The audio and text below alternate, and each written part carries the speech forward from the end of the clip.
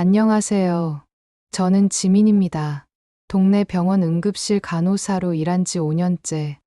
퇴근하면 32평 아파트에서 시어머니와 함께 삽니다. 남편 태수는 대기업 해외 영업팀 과장이라 한 달에 열흘은 출장을 갑니다.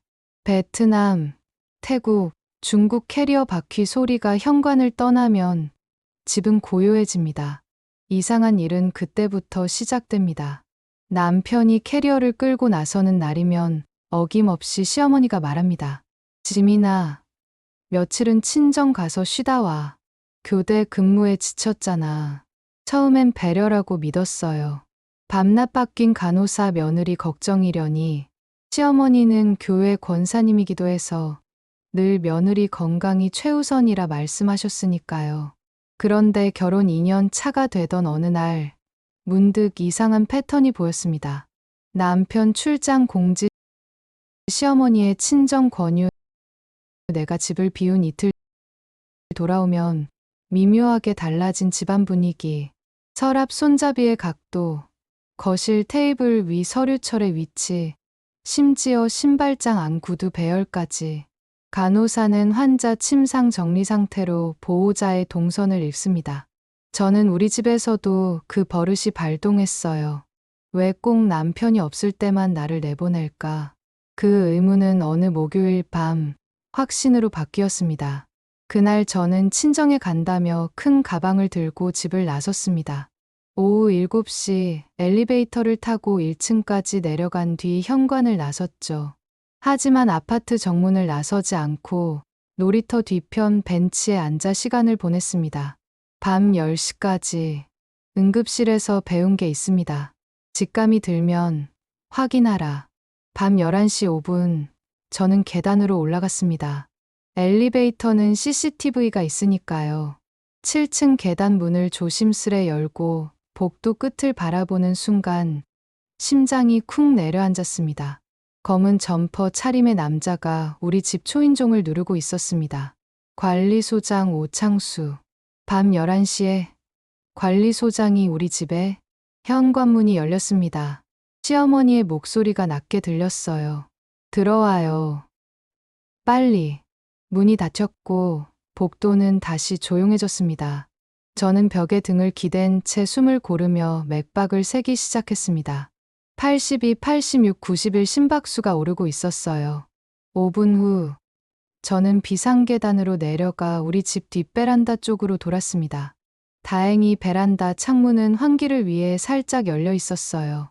작은 틈으로 목소리가 새어나왔습니다. 서류는 여기 두면 돼요. 도장은 아들 이름으로 찍어야죠. 알아요. 태수 이름으로. 태수. 남편 이름?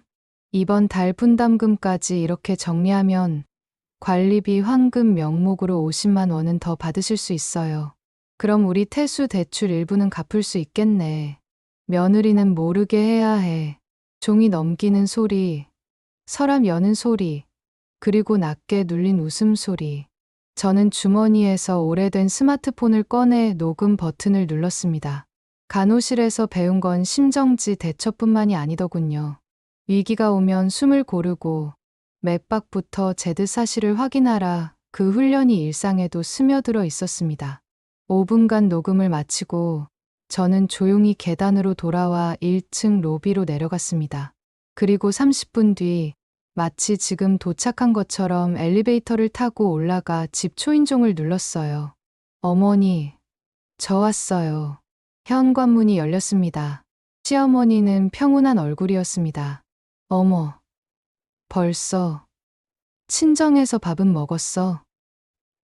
네, 근데 엄마가 편찮으셔서 일찍 왔어요. 그래, 들어와. 내일 아침 일찍 나가야 하니까 일찍 자. 거실 테이블 위엔 아무것도 없었습니다. 하지만 공기 중에 남자 담배 냄새가 희미하게 떠돌았어요. 시어머니는 담배를 피우지 않습니다. 다음 날 아침, 시어머니는 아무 일도 없었다는 얼굴로 국을 데웠습니다. 지민아, 오늘 일찍 출근하지? 편히 먹고 가. 네, 어머니. 그런데 어제 누가 다녀갔어요? 복도에서 담배 냄새 났던 것 같은데. 시어머니의 손이 멈칫했습니다. 숟가락을 든 손에 힘이 들어가는 게 보였어요. 아, 관리소에서 점검 나왔었어. 수도 계량기 확인한다고. 밤 11시예요. 응급이었나 봐. 별일 아니니까 신경 쓰지 마. 저는 고개를 끄덕이며 국을 떴습니다. 하지만 마음속으로는 체크리스트가 작성되고 있었어요. 관리소장 방문 시간 밤 11시. 서류와 도장 언급. 남편 이름 도용 가능성. 시어머니의 회피성 답변. 출근 전 저는 쓰레기 분리수거를 하며 1층 방범창 옆 CCTV 위치를 훑어봤습니다. 각도, 사각지대, 녹화 램프 상태, 그리고 관리사무소 앞을 지나며 근무 시간표를 확인했죠. 오창수 소장 평일 09-001-800. 그렇다면 밤 11시 방문은 비공식이었습니다. 병원에 도착해서 라커룸에 가운을 걸며 선배 간호사 수진 언니가 물었습니다. 지민아, 얼굴이 왜 그래? 밤샘 근무도 아닌데. 언니, 혹시 집안 문제로 증거 모아본 적 있어요? 갑자기 무슨 소리야? 아뇨. 그냥 궁금해서요. 수진 언니는 잠시 저를 빤히 보더니 낮은 목소리로 말했습니다. 증거 모으려면 감정 빼고 팩트만 기록해. 날짜, 시간, 장소, 대화 내용, 그리고 절대 혼자 해결하려 하지 마. 증인 확보에 둬. 고맙습니다. 언니. 점심시간, 저는 병원 복사실에서 작은 수첩을 하나 꺼내 첫 페이지를 펼쳤습니다. 이상 소견 기록, 가족편.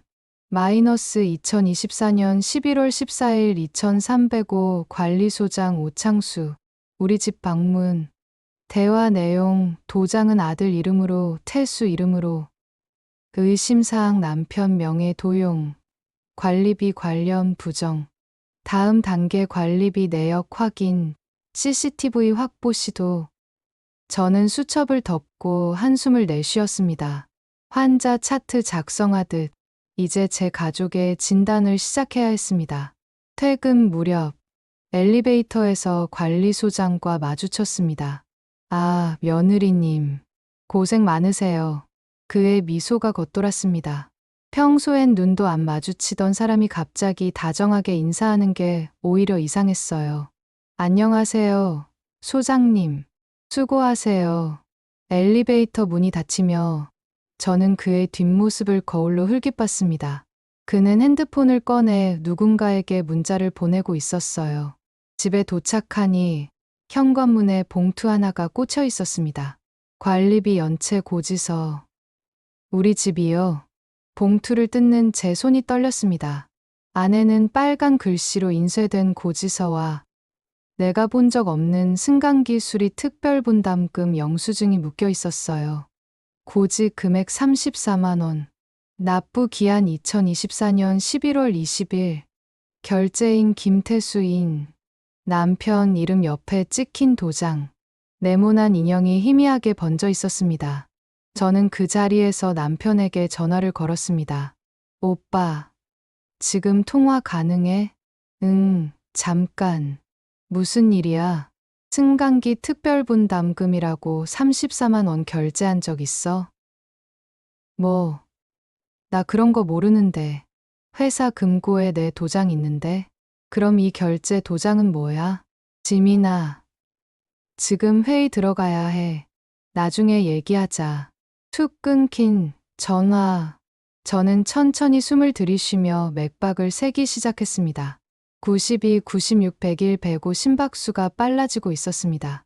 거실로 들어가니 시어머니가 TV를 보고 계셨어요. 어머니, 이거 뭐예요? 고지서를 내밀자. 시어머니는 눈도 안 주고 대답했습니다. 아, 그거. 관리소에서 나눠서 내래. 태수한테 말했는데 내가 모를 리 없잖아. 저 처음 봐요. 그리고 남편 도장은 회사에 있는데 이건 누가 찍은 거예요? 관리소에서 대리로 찍어준 거지. 바쁜 사람들 배려하는 거야. 괜한 트집 잡지 마. 트집. 저는 입술을 깨물며 방으로 들어갔습니다. 침대에 앉아 고지서를 다시 펼쳐 들었어요. 도장의 테두리가 미묘하게 비뚤어져 있었습니다. 진짜 인감이라면 이렇게 찍히지 않아요. 누군가 남편 이름을 도용하고 있습니다. 그리고 남편 없을 때만 내가 집을 비우는 이유도 이제 분명해졌습니다. 저는 수첩을 펼치고 두 번째 기록을 적었습니다.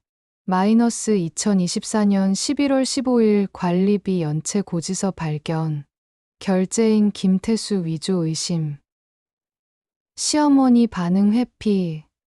정당화. 다음 단계 관리사무소 장부 확인. 도장 원본 대조. 숨을 고르고 심장이 빨라지는 걸 스스로 카운트했습니다. 100일 98, 94, 88 천천히 안정을 되찾았습니다. 간호사 지민, 이제는 가족의 맥박을 살려야 합니다. 다음 날 아침, 저는 일부러 평소보다 30분 일찍 일어났습니다. 시어머니가 아직 주무실 시간. 저는 조용히 거실로 나와 시어머니 방 옆 서랍장으로 다가갔어요. 응급실에서 환자 차트를 정리하듯 손을 떨지 않고 서랍을 열었습니다. 첫 번째 칸, 각종 영수증과 은행 봉투들. 두 번째 칸, 교회 주보와 헌금 봉투. 세 번째 칸, 잠금 장치가 있는 서랍. 잠겨 있었습니다. 하지만 저는 알고 있었어요. 시어머니가 비밀번호를 어디에 적어두는지. 냉장고 옆 자석 메모판, 뒷면. 7253, 태수 생일. 조심스럽게 번호를 눌렀고 찰칵 소리와 함께 서랍이 열렸습니다. 그 안에는 관리비 영수증 묶음이 있었습니다. 하지만 이상했어요. 은행 자동이체가 아니라 현금 수납 도장이 찍혀 있었고 수납 담당자 사일란에는 매번 같은 서명 오창수 2024년 8월 관리비 현금 수납 28만 원 수납 오창수 2024년 9월 특별분담금 15만 원 수납 오창수 2024년 10월 승강기 수리비 34만 원 수납 오창수. 모두 남편 이름으로 결제되어 있었지만 남편은 이 사실을 모릅니다. 저도 몰랐고요. 저는 핸드폰 카메라로 영수증들을 한 장씩 찍었습니다. 날짜, 금액, 서명, 도장까지 또렷하게. 그리고 서랍을 조용히 닫고 번호를 다시 잠갔습니다. 심박수 마이너스 96점, 아직 통제 가능한 범위. 오전 9시 저는 병원 대신 관리사무소로 향했습니다. 당직 교대를 요청해둔 상태였어요. 사무소 문을 열자 젊은 남자 직원이 컴퓨터 앞에 앉아 있었습니다. 관리소장은 보이지 않았어요. 안녕하세요. 702호 김태수 집사람인데요. 관리비 확인 좀 하려고요. 아, 네. 잠시만요. 직원이 키보드를 두드렸습니다. 화면에 우리 집 관리비 내역이 떴어요. 8월부터 현금 납부로 처리되어 있네요. 저는 최대한 차분하게 물었습니다. 저희 자동이체 신청되어 있는데요. 왜 현금으로 바뀐 거죠? 직원이 당황한 표정으로 화면을 다시 확인했습니다. 아, 여기 보니까 8월 초에 납부 방식 변경 신청이 들어와 있네요. 신청인은 그가 말끝을 흐렸습니다. 화면 오른쪽 상단에 작게 표시된 이름 보호자 김순자 소장 확인. 김순자, 시어머니 성함. 보호자분이 직접 오셔서 현금으로 내시겠다고 하셨나 봐요. 그럼 영수증은 누가 발행하나요? 수납 담당이 소장님이세요. 저는 깊게 숨을 들이쉬었습니다. 퍼즐이 맞춰지기 시작했어요. 시어머니가 현금으로 관리비를 낸다. 관리소장이 영수증을 발행한다. 남편 명의로 결제 도장을 찍는다. 차액은 어디로? 혹시 장부 확인할 수 있을까요? 연말정산 때문에요. 아, 그건 소장님이 관리하셔서. 바로 그때 뒤쪽 문이 열리며 오창수 소장이 들어왔습니다. 아, 며느리님. 무슨 일이세요? 그의 미소는 여전히 부드러웠지만 눈빛은 경계하고 있었어요. 관리비 확인하러 왔어요. 연말정산용으로 영수증 복사 좀 하려고요. 아, 그러시구나. 제가 따로 정리해서 드릴게요. 오늘은 좀 바빠서. 그의 손이 젊은 직원의 어깨에 가볍게 올려졌습니다. 직원은 즉시 화면을 껐어요. 괜찮아요. 제가 직접 복사할게요. 아니에요. 개인정보라 함부로 못 드려요. 내일 준비해서 댁으로 가져다 드릴게요.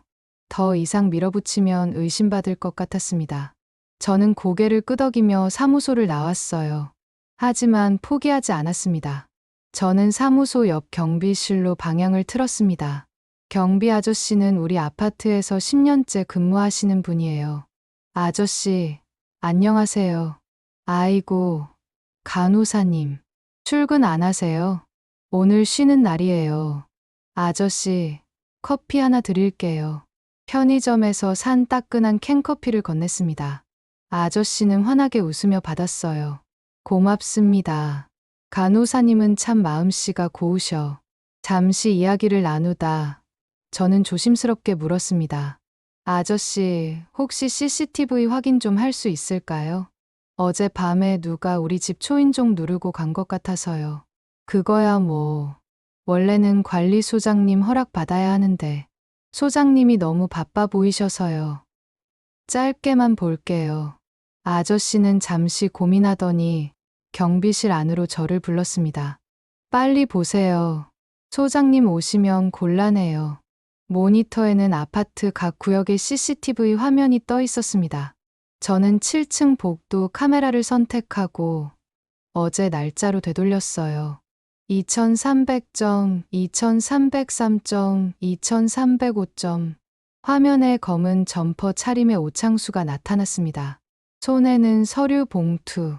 그가 702호 초인종을 누르고 문이 열리며 안으로 들어가는 모습까지 선명했어요. 녹화 파일 백업 가능한가요? 그건 USB 있으면 복사할 수 있긴 한데 저는 가방에서 여분의 USB를 꺼냈습니다. 응급실 간호사는 항상 예비를 준비해 두거든요. 30초만 부탁드려요. 파일 복사 진행 중 -78%, 89%, 100%. 고맙습니다. 아저씨. 정말 큰 도움이 되었어요. 무슨 일 있으세요? 혹시 도둑이라도? 아니에요. 확인만 하려고요.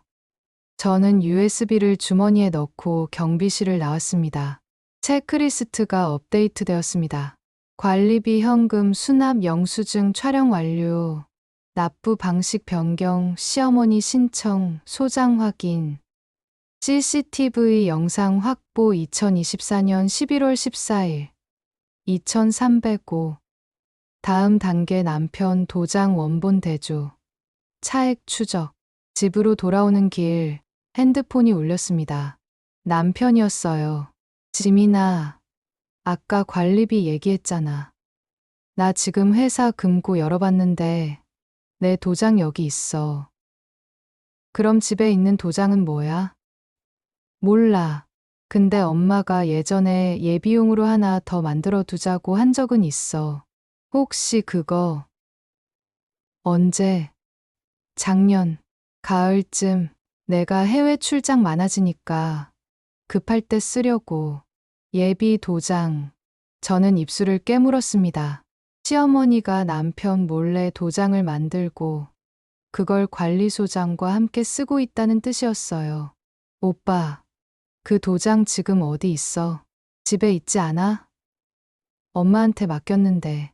알았어. 나중에 얘기하자. 전화를 끊고 저는 아파트 입구에 멈춰 섰습니다. 심박수가 다시 올라가고 있었어요. 108, 112, 115점. 집 앞에 도착했을 때 현관문 앞에 또 봉투가 하나 꽂혀 있었습니다. 옥상 방수 공사 특별분담금 안내. 열어보니 이번엔 48만 원. 결제인 역시 김태수인. 거실로 들어서자 시어머니가 소파에 앉아 TV를 보고 계셨습니다. 다녀왔어요. 어머니. 왔어? 오늘 쉬는 날이지? 네. 그런데 이거 또 뭐예요? 봉투를 내밀자 시어머니는 힐끗 보고는 시선을 돌렸습니다. 아, 그거. 옥상 방수 공사한대. 전 세대가 내야 해. 남편은 모르는데요. 내가 대신 처리해줬지. 바쁜 사람 귀찮게 하기 싫어서. 근데 왜 남편 도장을 쓰세요? 시어머니의 표정이 굳었습니다. 내가 무슨 권리로 시어미한테 따지니? 권리요? 저는 그냥 궁금해서 여쭤본 건데. 궁금하면 남편한테 물어봐. 나한테 왜 그래? 목소리가 높아졌습니다. 저는 더 이상 밀어붙이지 않았어요. 대신 조용히 방으로 들어가 문을 닫았습니다. 침대에 앉아 핸드폰을 꺼내 사진들을 다시 확인했습니다. 영수증 사진 -8월, 9월, 10월, CCTV 영상 -11월 14일 밤, 그리고 오늘 받은 분담금 고지서 모두 연결되고 있었어요. 저녁 7시 시어머니는 외출 준비를 했습니다. 지민아, 나 교회 금요 기도회 가. 10시쯤 올게. 네, 조심히 다녀오세요. 현관문이 닫히고 저는 5분을 기다렸습니다. 그리고 다시 시어머니 방 서랍으로 갔어요. 이번엔 세 번째 서랍 깊숙한 곳을 뒤졌습니다. 오래된 수첩 하나가 나왔어요. 표지에 가계부라고 적혀 있었지만 내용은 달랐습니다. 8월 관리비 28만 원, 실제 납부 18만 원, 차액 10만 원. 9월 분담금 15만 원, 실제 8만 원, 차액 7만 원. 10월 승강기 34만 원, 실제 24만 원, 차액 10만 원. 누적 금액 27만 원. 아래쪽에 작은 글씨로 메모가 있었습니다. 창수 씨 반반. 태수 대출 상환용. 저는 그 자리에서 얼어붙었습니다. 시어머니가 관리소장과 짜고 관리비 명목으로 돈을 빼돌리고 있었습니다. 남편 명의를 도용해서. 그리고 그 돈은 아들 대출 상환이라는 명분으로 정당화되고 있었어요. 하지만 남편은 모릅니다. 저도 몰랐고요. 저는 수첩을 다시 제자리에 놓고 사진을 찍었습니다. 손이 떨려서 초점이 흐려질 뻔했지만 2번 더 찍어 선명한 사진을 확보했어요. 거실로 돌아와 소파에 앉았을 때 제 심박수는 120을 넘고 있었습니다. 환자라면 즉시 조치가 필요한 수치. 하지만 저는 환자가 아니라 이 상황을 정리해야 하는 사람이었습니다. 밤 9시 30분 현관 초인종이 울렸습니다. 모니터를 확인하니 오창수 소장이었어요. 저는 문을 열지 않고 인터폰으로 물었습니다. 누구세요? 아, 관리소장입니다. 어머님 계세요? 지금 외출 중이신데요. 그럼 며느리님한테 드릴 서류가 있어서요. 문 좀 열어주시겠어요? 지금은 불편해요. 내일 주세요. 잠시 침묵이 흘렀습니다. 그의 표정이 미묘하게 굳는 게 모니터로 보였어요. 아, 네. 그럼 내일 드릴게요. 그가 돌아서서 복도를 걸어가는 모습을 끝까지 지켜봤습니다. 엘리베이터를 타고 내려간 뒤에야 저는 문 앞에서 물러났어요. 핸드폰을 꺼내 수첩 앱을 열고 기록을 업데이트했습니다. 이상 소견 기록 2024년 11월 16일 관리비 현금 수납 내역 확보 810월 총 77만 원. 실제 납부액 대조 결과 차액 27만 원 확인.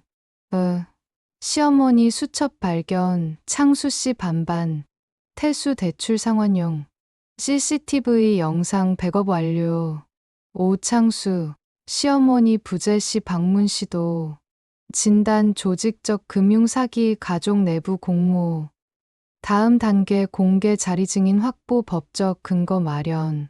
숨을 고르고 차를 한 모금 마셨습니다. 맥박 -102 98 94점. 안정을 되찾았습니다. 저는 간호사입니다. 아픈 곳을 진단하고 치료 계획을 세우고 회복을 돕는 사람. 이제는 우리 가족의 상처를 치료할 차례였습니다. 다음 날 아침 저는 평소처럼 출근 준비를 했습니다. 하지만 거실로 나서는 순간 공기가 달랐어요. 시어머니가 주방에서 설거지를 하고 있었는데 등 뒤에서 느껴지는 긴장감이 예사롭지 않았습니다. 어머니, 아침 드셨어요? 응. 대답이 짧았습니다. 평소 같으면 짐이나 국 데워놨어 하고 상을 차리셨을 텐데 오늘은 뒷모습만 보일 뿐이었어요. 현관에서 신발을 신는데 시어머니의 목소리가 들렸습니다. 짐이나. 네, 어머니. 요즘 내가 집안일에 너무 신경 쓰는 것 같아. 관리비는 내가 알아서 할 테니까 넌 병원 일이나 신경 써. 저는 신발끈을 묶으며 대답했습니다. 걱정해 주셔서 감사해요. 그런데 어머니, 관리비는 원래 남편이 관리하는 거잖아요. 제가 확인하는 게 이상한 건 아니죠. 시어머니는 대답하지 않았습니다. 저는 가방을 들고 집을 나섰어요. 엘리베이터 안에서 한숨을 내쉬었습니다. 뭔가 시작되고 있었어요. 시어머니가 움직이기 시작했습니다. 병원 복도를 걷는데 수진 언니가 저를 불러 세웠습니다. 지민아, 잠깐. 왜요? 언니, 오늘 너희 시어머니한테 전화 왔었어. 네, 나한테. 우리 며느리 요즘 일하면서 힘들어 보이는데 휴가 좀 주면 안 되냐고. 저는 그 자리에서 굳었습니다. 언니, 뭐라고 하셨어요? 일단 제가 확인해 보겠습니다라고 했지. 근데 지민아, 무슨 일 있어? 시어머니 목소리가 좀 이상했어. 어떡해요?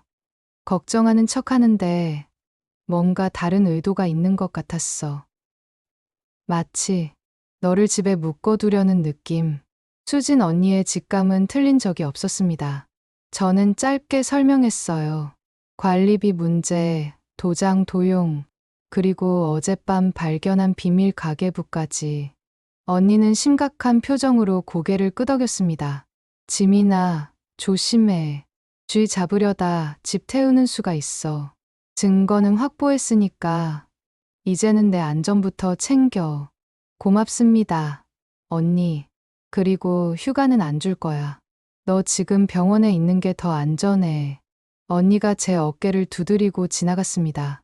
저는 라커룸에 들어가 가운을 갈아입으며 생각했습니다. 시어머니가 저를 집에 묶어두려는 이유는 뭘까? 증거를 없애려고? 아니면 제가 더 이상 조사하지 못하게? 핸드폰을 확인하니 모르는 번호에서 온 문자가 있었습니다. 며느리님, 관리소 오창수입니다. 오늘 저녁 6시에 댁으로 서류 가져다 드리겠습니다. 서류, 제가 요청한 적 없는데. 저는 즉시 답장을 보냈습니다. 오늘은 야간 근무라 집에 없어요. 다음에 주세요. 거짓말이었지만 필요한 거짓말이었습니다. 오후 2시 병원 응급실에서 환자를 돌보고 있는데 원무과 직원이 찾아왔습니다. 간호사님, 아까 누가 전화해서 간호사님 근무 시간 물어봤어요. 누군데요? 본인은 어머님이라고 했는데 오늘 근무 몇 시에 끝나냐고. 시어머니, 저는 웃으며 대답했습니다. 아, 제 시어머니세요. 괜찮아요. 하지만 속으로는 경계심이 올라갔습니다. 왜 제 근무 시간을 확인할까? 휴게실에서 물을 마시며 저는 동료 간호사 민지에게 부탁했습니다. 민지야, 미안한데 오늘 내 근무 끝나는 시간 누가 물어보면 밤 10시라고 해줄래? 6시에 끝나잖아. 알아. 그냥 개인 사정이 좀 있어. 민지는 고개를 갸웃했지만 알았다고 했습니다. 저는 계획을 세우기 시작했어요. 오늘 저녁 제가 집에 없다고 생각하는 시간대에 무슨 일이 벌어질까? 오후 6시 정시 퇴근. 저는 집으로 가는 대신 아파트 건너편 카페로 갔습니다. 2층 창가 자리에 앉으면 우리 집 7층 베란다가 보이는 위치였어요. 노트북을 펼치고 원격으로 집 안 소형 카메라에 접속했습니다. 어제 거실 책장 뒤에 숨겨둔 카메라 각도를 조정하면 현관과 거실, 그리고 시어머니 방 쪽 복도까지 보였습니다. 오후 6시 15분, 화면에 시어머니가 나타났습니다. 핸드폰을 보며 무언가 확인하는 모습, 그리고 현관으로 가서 밖을 내다보는 동작. 6시 20분, 초인종이 울렸습니다. 화면 속 모니터에 오창수의 얼굴이 보였고 시어머니가 문을 열었습니다. 들어와요. 며느리 밤 10시에 온대요. 그럼 시간 충분하네요.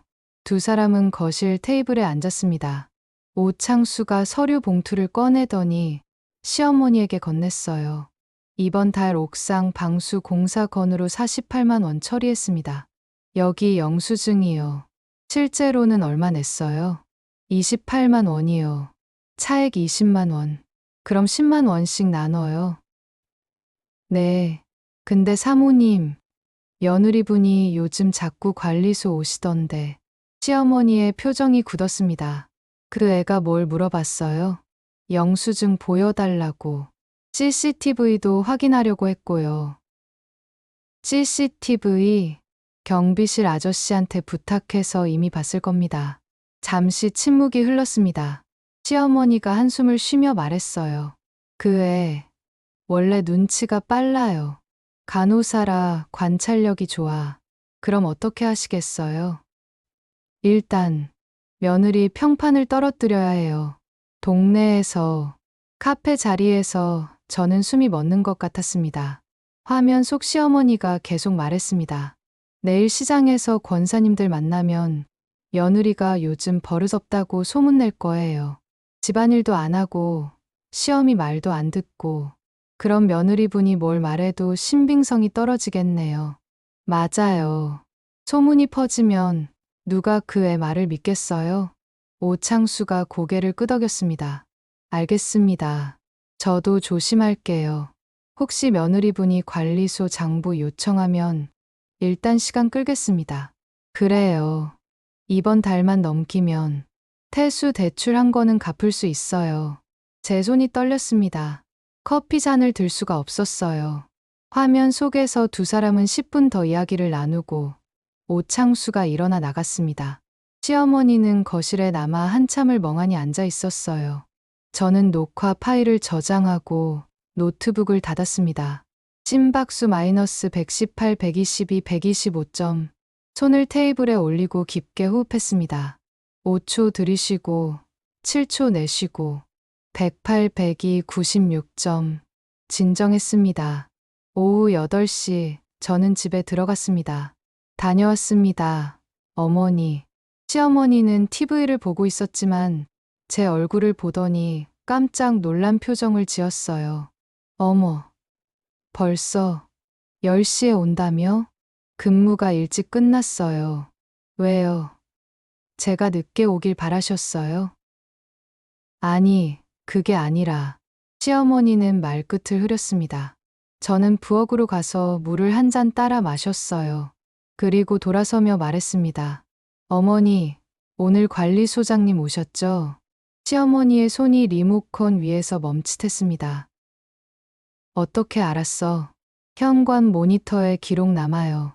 몇 시에 누가 왔는지. 거짓말이었습니다. 하지만 시어머니는 몰랐죠. 아, 그래. 서류 전달하러 왔었어. 무슨 서류요? 관리비 영수증. 어디 있는데요? 제가 봐도 될까요? 지금은 정리 중이야. 나중에 줄게. 저는 더 이상 묻지 않았습니다. 대신 방으로 들어가며 조용히 말했어요. 어머니, 내일 제가 병원 일찍 끝나거든요. 같이 저녁 드실래요? 그래 돼. 문을 닫고 저는 침대에 앉아 핸드폰을 꺼냈습니다. 녹화 파일을 다시 재생했어요. 시어머니와 오창수의 대화, 선명하게 담긴 음성. 며느리 평판을 떨어뜨려야 해요. 소문이 퍼지면 누가 그 애 말을 믿겠어요? 제 눈시울이 뜨거워졌습니다. 화가 난 게 아니었어요. 슬펐습니다. 제가 2년 동안 모신 시어머니가 저를 이렇게 생각하고 있었다는 게. 하지만 눈물을 닦고 저는 다시 수첩을 펼쳤습니다. 이상 소견 기록 2024년 11월 17일. 시어머니, 병원에 전화하여 제 근무 시간 확인. 오후 6시 20분. 오창수와 대면 녹화 완료. 대화 내용 며느리 평판 공격 계획 확인. 차액 20만 원 추가 확인 총 누적 290만 원 추정. 진단 조직적 명예훼손 시도 증거 인멸 위험. 다음 단계 선제적 공개 제3자 증인 확보 긴급. 다음 날 예상대로 시작되었습니다. 아침 시장에 장을 보러 갔는데 채소 가게 아주머니가 저를 보더니 묘한 표징을 지었어요. 어머, 간호사님, 시어머님 모시기 힘드시죠? 네, 괜찮은데요. 아이고, 참. 젊은 사람이 어른 말씀을 잘 들어야지. 요즘 애들은 버릇이 없어서 가슴이 철렁했습니다. 벌써 시작된 거예요. 두부 가게, 정육점, 과일 가게를 지나며 시선이 느껴졌습니다. 수근거리는 소리, 힐끗거리는 눈빛. 파 한 단을 사는데 옆에서 권사님 두 분이 대화하는 소리가 들렸어요. 순자 권사님 며느리 있잖아. 그 간호사. 응, 알아. 왜? 요즘 시어머니 말도 안 듣고 집안일도 안 한대. 젊은 것이 버릇이 없어. 어머, 그래. 겉보기엔 착해 보이던데. 겉과 속이 다른 거지.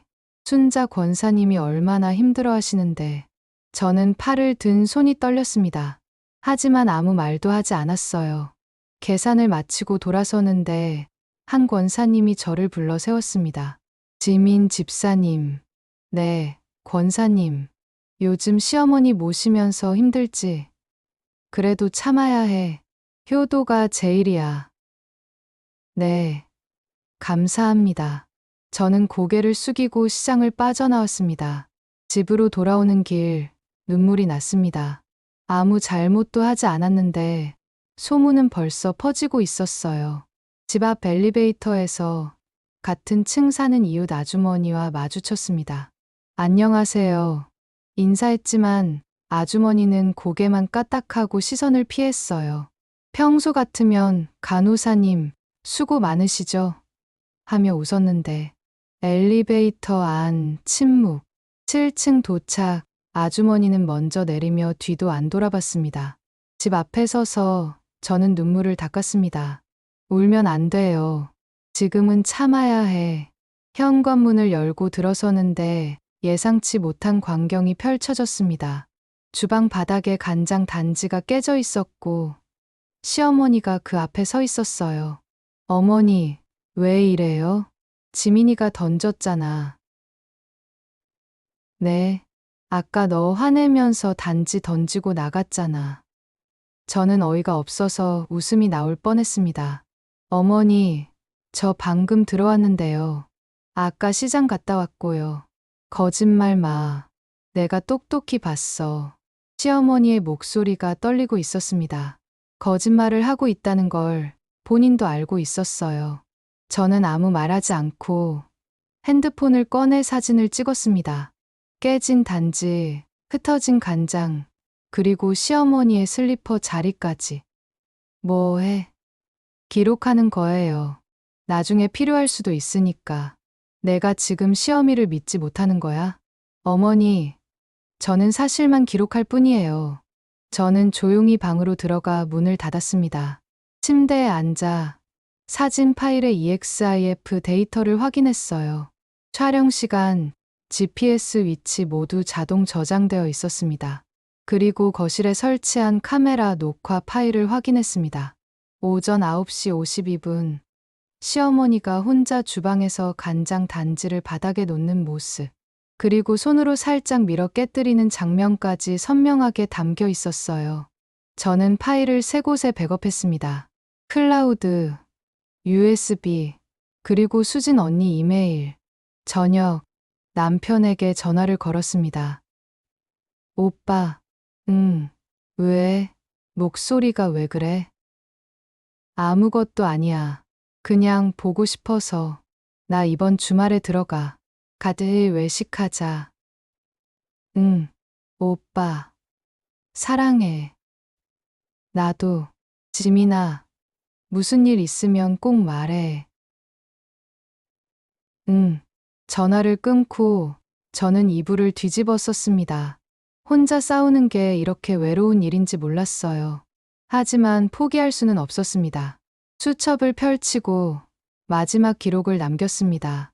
이상 소견 기록 2024년 11월 18일 시장 소문 확산 확인 권사님들, 상인들, 간장 단지 사건 시어머니 자작극 영상 증거 확보, 이웃들의 태도 변화 감지, 진단 명예훼손 진행 중 가스라이팅 시도, 최종 단계 주일 재직회 공개 D-3, 3일 뒤 교회 재직회, 그곳에서 모든 걸 끝낼 겁니다.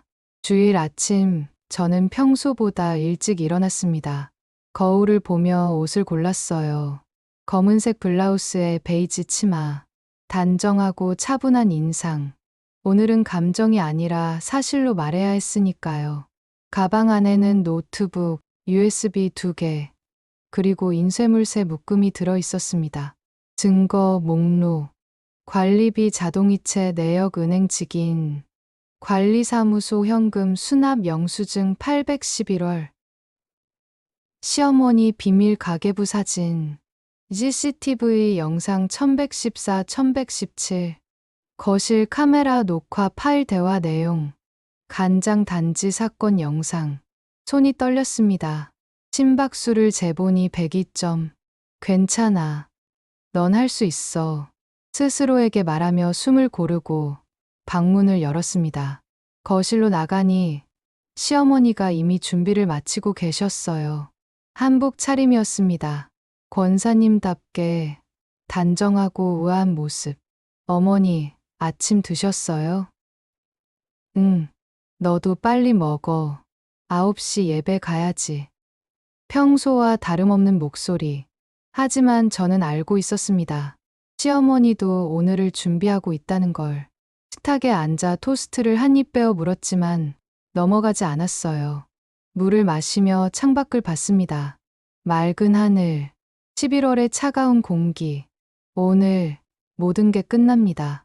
교회 도착, 오전 9시 15분. 예배당 입구에서 권사님 몇 분이 저를 보더니 수근거렸습니다. 시선이 따가웠어요. 하지만 저는 고개를 숙여 인사하고 자리에 앉았습니다. 예배 시간 내내 집중이 안 됐습니다. 찬송을 부르는데 가사가 들어오지 않았어요. 목사님 설교도 귓가를 스쳐 지나갔습니다. 제 머릿속에는 오직 하나. 오후 재직회. 2시. 예배가 끝나고 시어머니는 권사님들과 친교실로 가셨습니다. 저는 잠시 화장실에 들어가 찬물로 얼굴을 씻었어요. 거울 속 제 얼굴. 창백했지만 눈빛만은 흔들리지 않았습니다. 지민아, 넌 간호사야. 환자 살리듯 오늘 이 가족을 살려. 혼잣말을 하고 화장실을 나왔습니다. 오후 1시 30분 친교실에서 점심 식사. 따끈한 떡국과 김치, 전이 차려진 테이블에 장로님, 권사님, 집사님들이 둘러앉았습니다. 총 15명. 시어머니는 테이블 상석에 앉았고 저는 끝자리에 앉았어요. 식사 중에도 시선이 느껴졌습니다. 몇몇 권사님들이 저를 힐끗거리며 뭐라 속삭였어요. 순자 권사님 며느리 저거 아니야? 응, 요즘 문제가 좀 있다던데. 젊은 사람이 버릇이 없어도 너무 없나 봐. 저는 국을 떠먹으며 아무렇지 않은 척했습니다. 하지만 손이 미세하게 떨리고 있었어요. 식사가 끝나고 드디어 재직회가 시작되었습니다. 오후 2시 친교실 문이 닫혔습니다. 장로님이 기도로 시작을 알렸고 교회 살림 보고 행사 일정 논의가 이어졌습니다. 20분쯤 지났을 때 시어머니가 손을 들었습니다. 장로님, 제가 한 말씀 드려도 될까요? 그러십시오. 순자 권사님. 시어머니는 천천히 일어났습니다. 그리고 저를 바라보며 입을 열었어요. 우리 며느리 지민이가 요즘 참 힘들게 해요. 친교실이 조용해졌습니다. 간호사라고 밤낮 바뀌어 일하다 보니 집안일은 거들떠도 안 봐요. 설거지도 안 하고 청소도 안 하고 시어미가 뭐라 하면 대들고 몇몇 권사님들이 고개를 끄덕였습니다. 그것뿐인가요? 관리비 문제로 저를 의심해요. 제가 뭘 잘못했다고 관리사무소까지 찾아다니며 확인하고 시어미를 도둑 취급하는 거예요. 목소리가 떨렸습니다. 연기인지 진짜 감정인지 구분이 안 될 정도로 저는 그저 아들이 바쁘니까 대신 관리비 좀 내주고 집안일 좀 챙겼을 뿐인데 며느리는 저를 이렇게 몰아세워요. 한 권사님이 말했습니다. 그래도 며느리가 그 정도까진 아니에요. 어제는 제 앞에서 간장 단지를 던졌어요. 제가 무슨 잘못을 했길래 젊은 사람이 그렇게 버릇이 없어요. 웅성거림이 커졌습니다. 시선이 모두 저에게 쏠렸어요. 장로님이 저를 바라보며 물었습니다. 지민 집사, 할 말 있으면 하십시오. 저는 천천히 일어났습니다. 심박수 마이너스 108, 112, 115점. 손을 테이블에 올리고 깊게 숨을 들이쉬었습니다. 죄송합니다. 잠깐만 설명드려도 될까요? 저는 가방에서 인쇄물세 묶음을 꺼냈습니다. 첫 번째 묶음을 테이블 중앙에 펼쳤어요. 이건 저희 집 관리비 자동이체 내역입니다. 은행 직인이 찍혀 있고 2022년부터 지금까지 매달 자동으로 이체되고 있어요. 몇몇 분들이 서류를 넘겨보기 시작했습니다. 두 번째 묶음. 이건 관리사무소에서 발행한 현금 수납 영수증입니다. 8월부터 11월까지 총 4차례. 수납자는 관리소장 오창수 씨. 결제인은 제 남편 이름으로 되어 있어요. 장로님이 서류를 들여다보며 물었습니다. 자동이체인데 왜 현금 수납이 따로 있습니까? 그게 바로 문제입니다. 저는 세 번째 묶음을 꺼냈습니다. 시어머니의 얼굴이 하얗게 질렸어요. 이건 시어머니 방 서랍에서 발견한 가계부입니다. 사진을 확대 인쇄한 자료였습니다. 시어머니의 손글씨로 적힌 금액들, 그리고 하단의 메모. 창수 씨 반반, 태수 대출 상환용. 친교실이 술렁였습니다. 이게 무슨 뜻입니까? 장로님의 목소리가 낮아졌습니다. 저는 차분하게 설명했어요. 8월부터 시어머니는 관리소장과 함께 관리비 명목으로 실제보다 많은 금액을 청구했습니다. 실제로는 18만 원인데 28만 원 영수증을 발행하는 시기죠. 차액은 둘이 나눠 가졌고요. 그건 며느리가 꾸며낸 거예요. 시어머니가 벌떡 일어나 소리쳤습니다. 꾸며낸 게 아니라면 증거를 보여드리겠습니다. 저는 노트북을 꺼내 켰습니다. 그리고 CCTV 영상 파일을 재생했어요. 화면에는 11월 14일 밤 11시 5분 7층 복도가 나타났습니다. 검은 점퍼에 오창수가 초인종을 누르고 시어머니가 문을 여는 장면. 소리는 없었지만 움직임이 모든 걸 말했습니다. 서류 봉투를 건네는 손, 서랍을 여는 동작, 고개를 숙여 대화하는 모습. 이건 아파트 CCTV입니다. 관리소장이 왜 밤 11시에 우리 집을 방문했을까요? 공식 업무 시간도 아니고 긴급 상황도 아니었는데요. 두 번째 영상을 재생했습니다. 11월 17일 오후 6시 20분, 거실 카메라. 이번에는 소리가 있었습니다. 이번 달 옥상 방수 공사 건으로 48만 원 처리했습니다.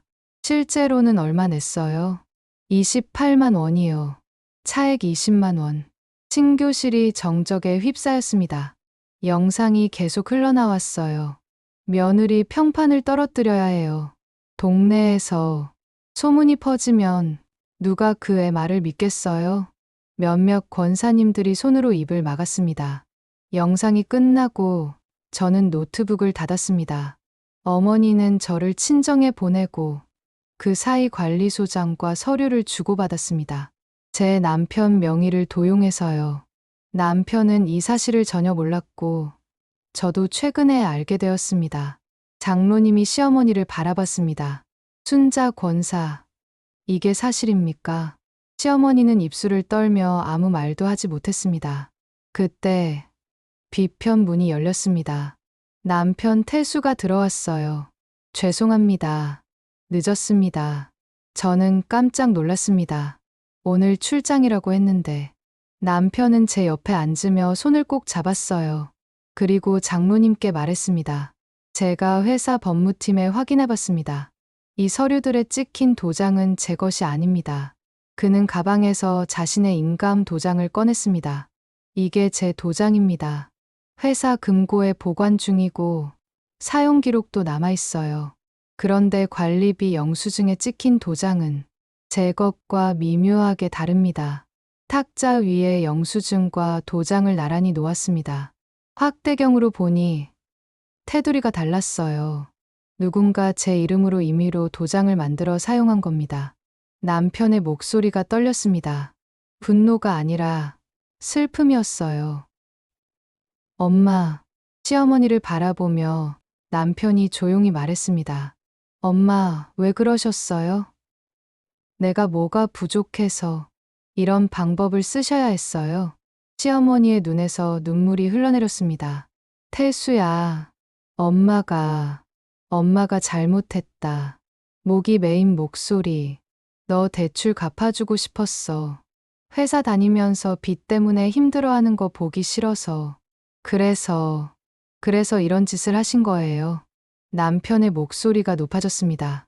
제 명의를 도용하고 관리소장이랑 짜고 제 아내 평판까지 깎아내리면서요. 미안해. 태수야. 엄마가 정말 미안해. 시어머니는 그 자리에 주저앉았습니다. 한 권사님이 조심스레 말했습니다. 순자 권사님, 이건 정말 잘못하신 겁니다. 며느리한테 사과하셔야죠. 또 다른 권사님이 덧붙였어요. 교회 체면도 생각하시고 솔직하게 말씀하세요. 장로님이 낮은 목소리로 말했습니다. 순자 권사, 관리소장은 어떻게 된 겁니까? 그 사람도 이 일에 연루된 게 맞습니까? 시어머니는 고개를 끄덕였습니다. 네, 창수 씨가 먼저 제안했어요. 관리비 편법으로 돌려받을 수 있다고. 저도 욕심이 났어요. 태수 빚 갚고 며느리 몰래 집안 살림도 보태고 그게 정당화될 일입니까? 아니에요. 제가 잘못했어요. 시어머니는 얼굴을 두 손으로 가렸습니다.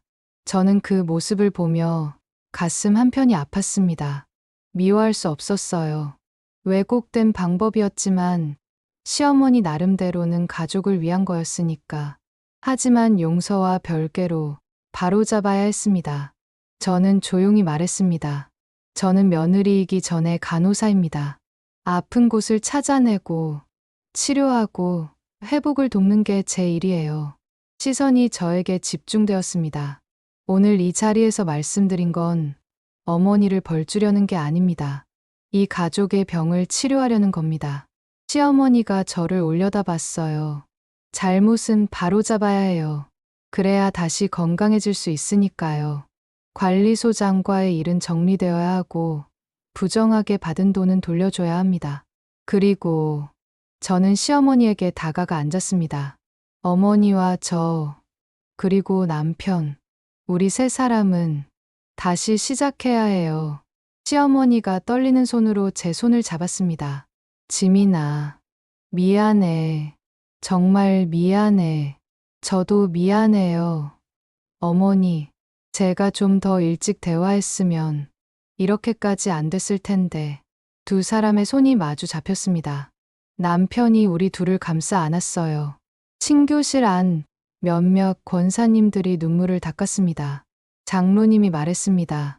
오늘 일은 교회 차원에서 정리하겠습니다. 관리소장 문제는 아파트 관리위원회에 보고하고 순자 권사님은 당분간 직분을 내려놓으시는 게 좋겠습니다. 시어머니는 고개를 끄덕였습니다. 그리고 지민 집사, 네, 장로님. 오늘 고생했습니다. 용기 내줘서 고맙습니다. 저는 고개를 숙였습니다. 감사합니다. 재직회가 끝나고 사람들이 하나둘 자리를 떴습니다. 저는 시어머니를 부축해 일으켰어요. 어머니, 집에 가요. 응. 세 사람은 교회를 나섰습니다. 차가운 11월 바람이 불었지만 마음 한편이 따뜻했습니다. 집으로 가는 차 안. 남편이 운전하고 시어머니와 저는 뒷좌석에 앉았어요. 시어머니가 조용히 말했습니다. 지민아, 너 정말 대단하구나. 아니에요. 아니야. 대단해. 엄마 같으면 그냥 참고 살았을 거야. 어머니, 참는 게 능사는 아니에요. 아픈 건 치료해야죠. 시어머니는 제 손을 꼭 쥐었습니다. 앞으로 엄마가 잘할게. 약속해. 저도 잘할게요. 남편이 백미러로 우리를 보며 미소 지었습니다. 우리 가족 다시 시작하자. 응. 차창 밖으로 노을이 지고 있었습니다. 길고 힘든 하루였지만 이제 끝이 보였습니다. 그날 밤 집은 이상하리만큼 조용했습니다. 남편은 서재에서 관리소 고소 건 관련 서류를 정리하고 시어머니는 방문을 닫은 채 나오지 않았어요. 저는 거실 소파에 앉아 멍하니 창밖을 바라봤습니다. 끝났다. 정말 끝났구나. 하지만 가슴 한편이 무거웠습니다. 이기고 싶었던 게 아니었는데 왜 이렇게 씁쓸할까? 밤 10시 시어머니 방에서 소리가 들렸습니다. 흐느끼는 소리. 저는 부엌에서 따뜻한 물을 한 컵 따라 조심스럽게 방문을 두드렸어요. 어머니, 저예요. 대답이 없었습니다. 하지만 울음소리는 멈췄어요. 물 한 잔 드릴게요. 문 열어주세요. 잠시 후 문이 열렸습니다. 시어머니는 붉게 부은 눈으로 저를 바라봤어요. 화장기 없는 얼굴, 축 늘어진 어깨. 평소에 당당한 권사님 모습은 온데간데 없었습니다. 들어와. 방 안은 어두웠습니다. 저는 물컵을 건네며 침대 모서리에 앉았어요. 어머니, 물 드세요. 시어머니는 떨리는 손으로 컵을 받아 한 모금 마셨습니다. 지민아. 네. 나 이제 어떻게 사니? 교회 사람들 얼굴을 어떻게 보고 동네 사람들한테 뭐라고 말하고 목이 메였습니다. 다들 나를 욕할 거야. 순자 권사 며느리 괴롭혔대. 관리소장이랑 짜고 돈 빼먹었대. 내가 평생 쌓아온 게 하루아침에 무너졌어. 저는 시어머니 옆에 더 가까이 앉았습니다. 어머니. 식사는 약이에요. 드셔야 회복합니다. 시어머니가 저를 올려다 봤어요. 눈물 고인 눈. 지민아, 넌 왜 그렇게 착하니? 나한테 그렇게 당했으면서. 저도 아팠어요. 저는 솔직하게 말했습니다. 시장에서 소문 들을 때, 이웃들이 저를 피할 때, 간장 단지 보면서 어머니가 거짓말하실 때, 정말 힘들었어요. 시어머니가 고개를 떨구었습니다. 하지만 어머니, 저는 간호사예요. 환자가 아프다고 외면하지 않잖아요. 오히려 더 가까이 다가가서 치료하죠. 나는 환자가 아니라 가해자야. 아니요. 어머니도 아팠던 거예요. 제 말에 시어머니가 눈을 크게 떴습니다. 뭐가 그렇게 두려웠길래 이런 방법을 선택하셨어요? 아들 빛, 며느리의 눈, 아니면 늙어가는 자신이 쓸모 없어질까봐? 시어머니의 입술이 떨렸습니다. 네, 다 무서웠어. 태수 빛도, 내가 나를 무시할까 봐도, 그리고 내가 이제 아무 쓸모없는 늙은이가 될까봐 눈물이 뚝뚝 떨어졌습니다. 태수 아빠 없이 혼자 아들 키웠어.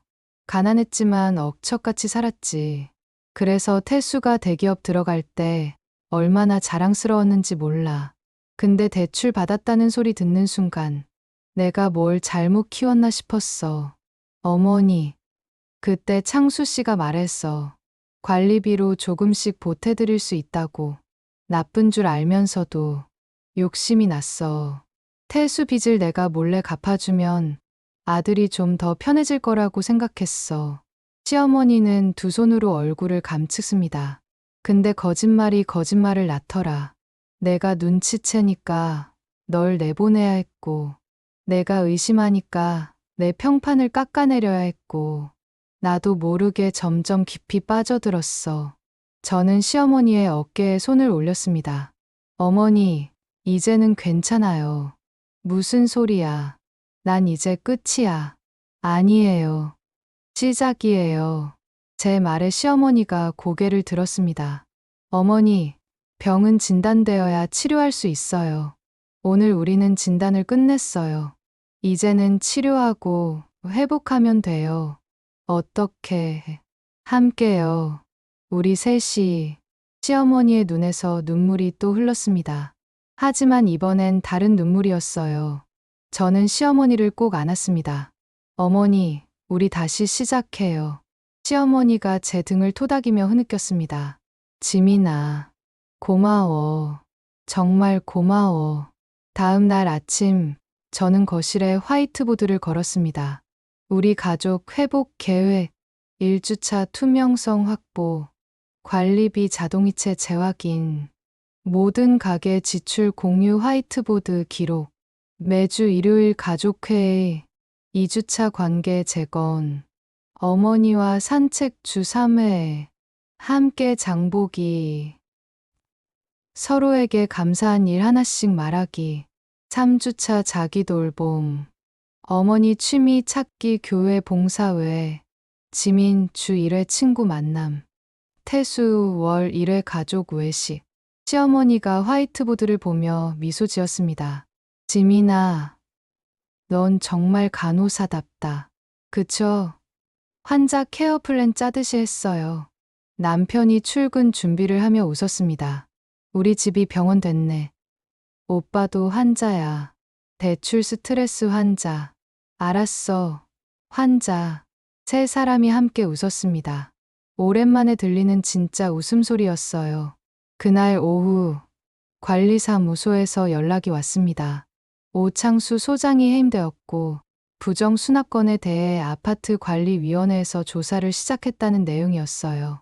시어머니가 받았던 돈은 전액 반환하기로 했습니다.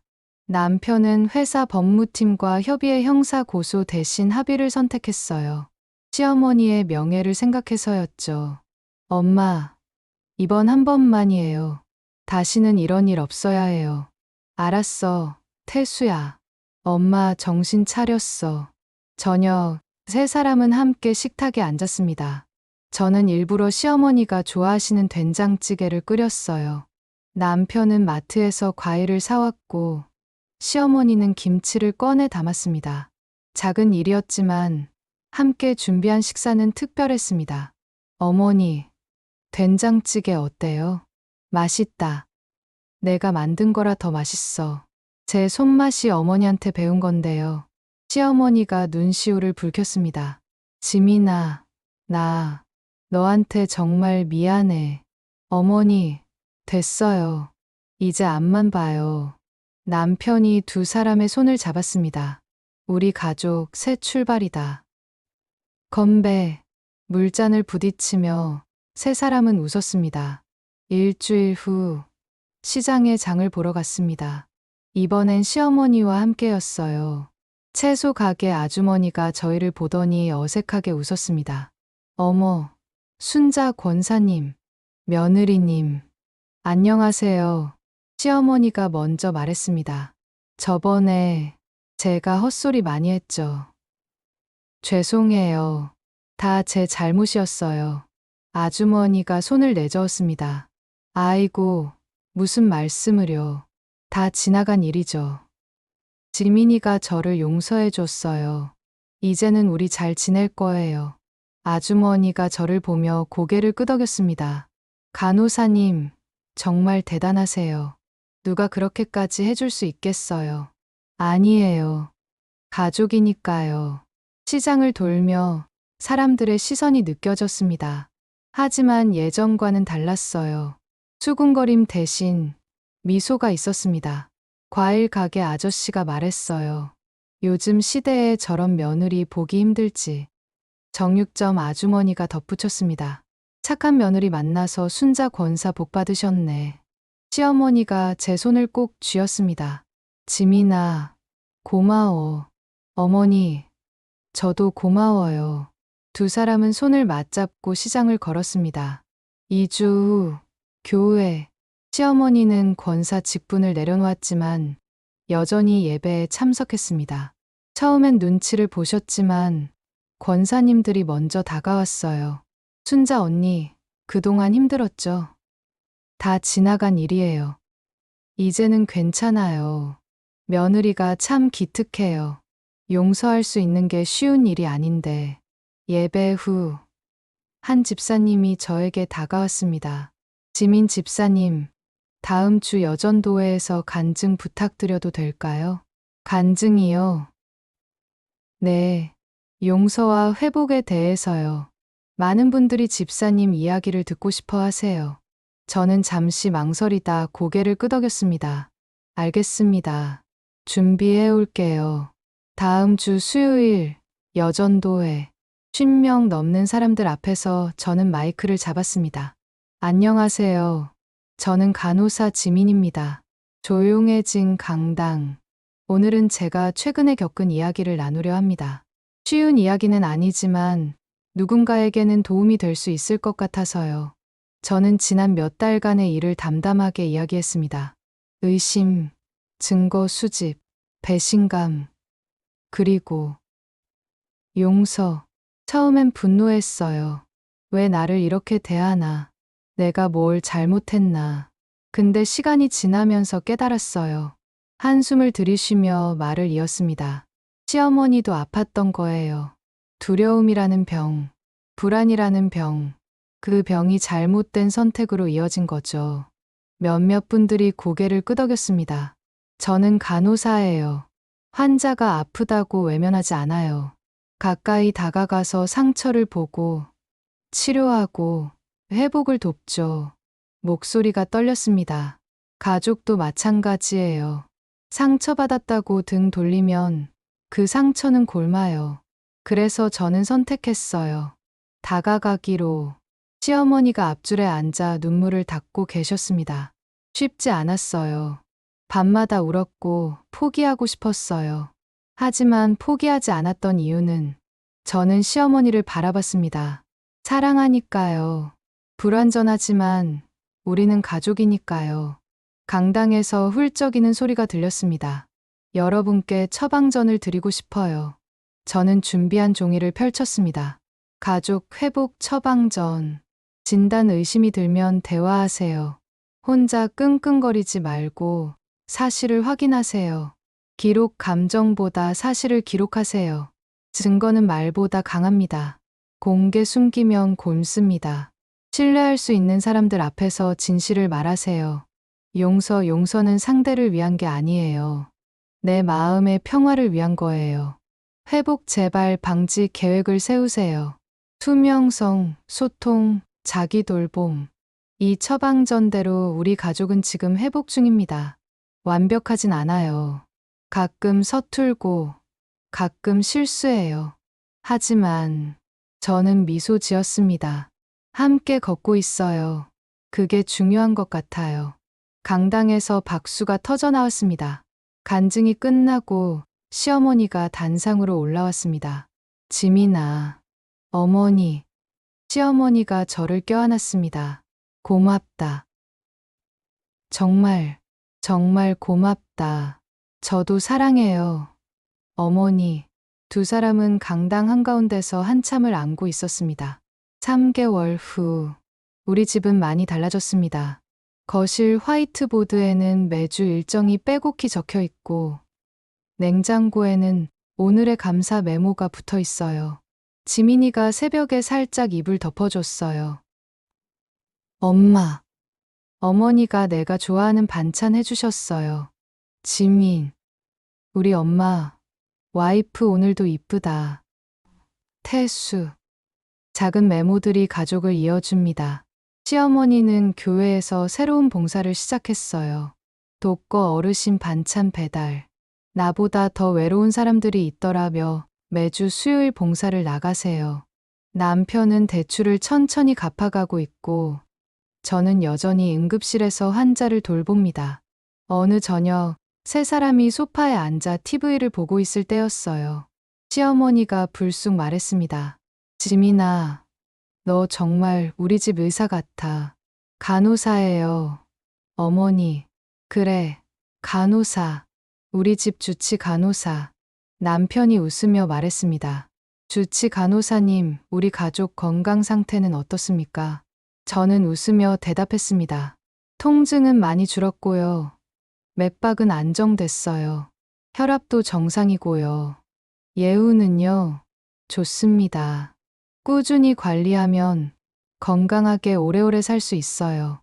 세 사람이 함께 웃었습니다.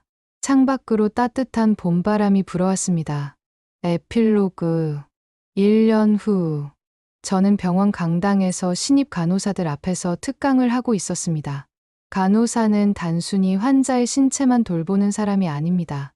50명의 간호사 지망생들이 저를 바라봤어요. 환자의 아픔을 읽고 원인을 찾고 치료를 돕고 회복을 지켜보는 사람이죠. 그 원칙은 병원 밖에서도 똑같이 적용돼요. 저는 제 이야기를 들려줬습니다. 가족의 병을 진단하고 치료했던 과정을. 여러분이 배우는 건 의학 지식만이 아니에요. 관찰력, 기록, 의사소통, 용기. 이 모든 게 삶의 기술입니다. 한 학생이 손을 들었습니다. 선생님, 그때 가장 힘들었던 순간은 언제였어요? 저는 잠시 생각했습니다. 혼자라고 느꼈을 때요. 아무도 내 편이 없다고 생각했을 때.